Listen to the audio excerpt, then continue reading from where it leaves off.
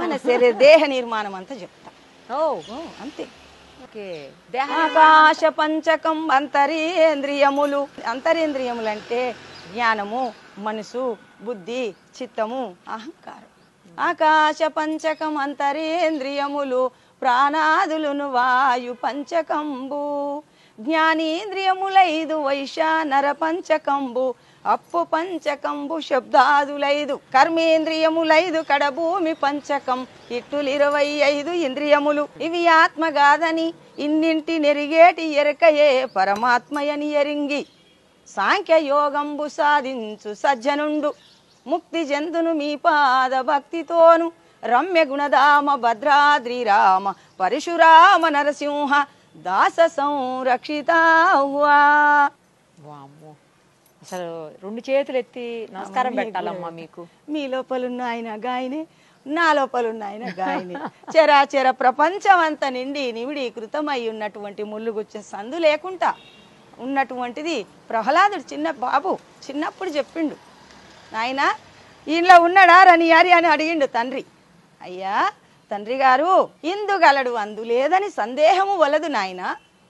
సర్వోపగతుండు చక్రి ఎందెందు వెతికినా అందందే గలడు తండ్రి అని చెప్పి ఆ మహావాక్యం ఆనాడు ఇచ్చిండు. త్రేతాయుగం, కృతాయుగం, ద్వాపారం, కలియుగం. అమ్మ త్రేతాయుగంలో చెప్పినటువంటి ప్రహ్లాదుడు చెప్పిన మాట మనది కాదు తల్లి. మనదనుకునేది భ్రమ. నాది నాది నాది అనుకుంటా నీవు వీల్చుకునే గాలే నీది కాదు, నీవు నడిచే భూమే నీది కాదు, నీ శబ్దమే నీది కాదు, నీ స్పర్శనే నీది కాదు, నీ రూపమే నీది కాదు. నీ యొక్క లాలాజలం మింగకుంటే బతుకుతామా? ఒక్క క్షణం మింగకుంటే శవమైతుంది, ఊపిరాడకుంటే శవమైతుంది. శ్వాస తీసుకోకుంటే నీ లాలాజలం జలభూతము నీదా తల్లి, నాదా, ప్రపంచందా? ఎవరిది కాదు.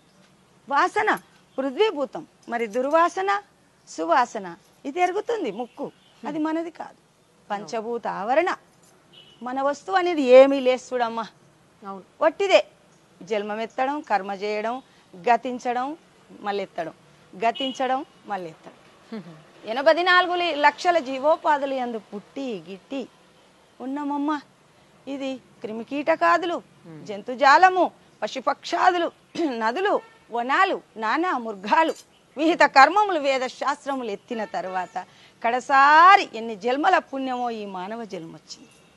కోటి జన్మములెత్తి నరగర్భమందున వాటముగా పుట్టి, కోటి జన్మములెత్తి నాయనా ఇక చాలు జన్మని తల్లి గర్భంలో ఓ పక్క మలం సంచి, ఓ పక్క మూత్రము సంచి, ఓ పక్క రక్తము, ఓ పక్క మాంసం, నీళ్లు తల్లి గర్భంలో నిండి ఉన్నాయి.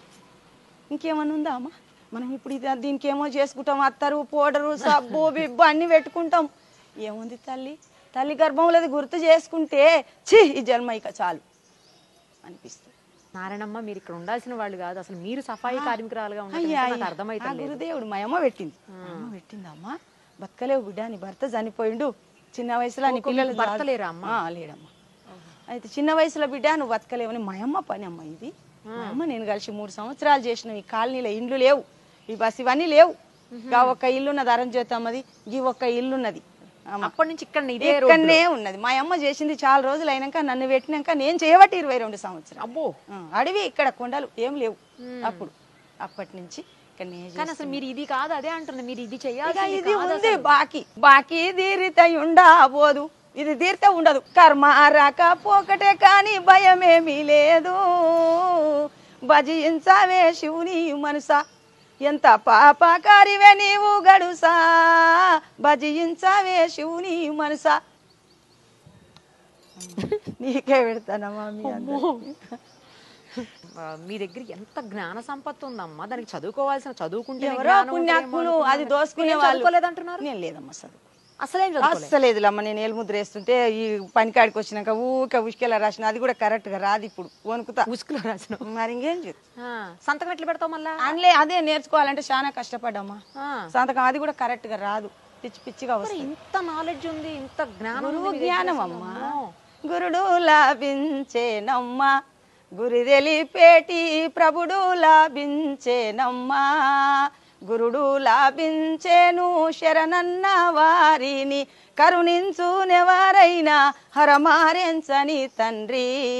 గురుడు లాభించేనమ్మ గురి తెలిపేటి ప్రభుడు లాభించేనమ్మ పద తీర్థం బిచ్చియు ప్రసాదమును పరిపూర్ణ దయలుంచియు ఫలమందున బ్రహ్మావ్రాలు తూడసి వేసి పరమా మంత్రంబును త్వరగా బోధించేను మరసిపోయిన స్వస్వరూపము మరల నామది కెరుక చేసియు శరణనిన కరుణించమురియుచు గురుడు లాభించేనమ్మ గురి తెలిపేటి ప్రభుడు లాభించేనమ్మా.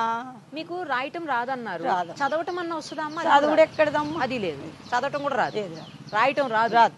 ఇంత పెద్ద పెద్ద పదాలని అసలు ఎక్కడ చిన్న తప్పు కూడా ఇవి లేకుండా- చిన్న చిన్నయేనమ్మా, ఇంకా పెద్దవి ఉన్నాయి. అమ్మ బాబోయ్, ఇంకా పెద్ద అంటే చదువు రాని వాళ్ళకి రాయటం రాని వాళ్ళకి ఇవి పెద్ద పదాలు కదమ్మా.